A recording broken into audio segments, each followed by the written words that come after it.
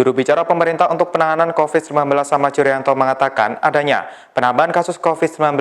Hingga Rabu 17 Juni 2020 jumlah kasus COVID-19 di Indonesia mencapai 41.431, bertambah 1.031 kasus dari kemarin. Dilansir oleh Kompas.com, dari jumlah tersebut, sebanyak 2.276 pasien positif COVID-19 meninggal dunia, bertambah 45 kasus dari kemarin.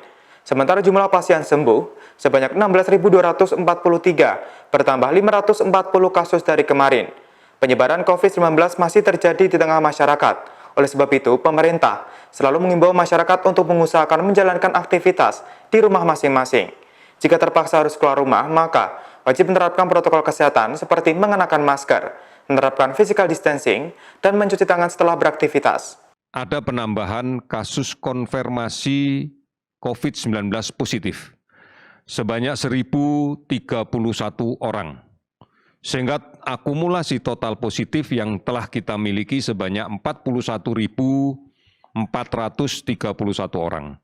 Kalau kita perhatikan distribusi kasus baru yang kita dapatkan, masih didominasi pada 5 provinsi yang terbanyak melaporkan kasus konfirmasi positifnya.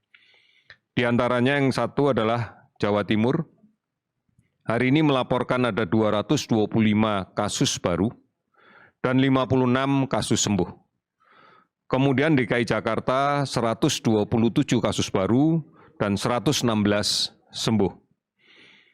Jawa Tengah melaporkan 115 kasus dan 65 sembuh.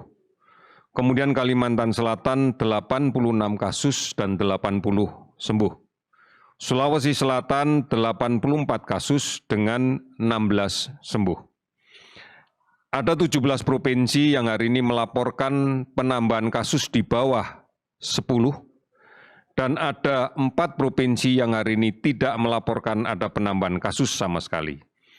Beberapa provinsi yang melaporkan jumlah sembuh lebih banyak daripada kasus positif yang dilaporkan hari ini, diantaranya adalah Nusa Tenggara Barat, 21 kasus baru, dan 31 sembuh.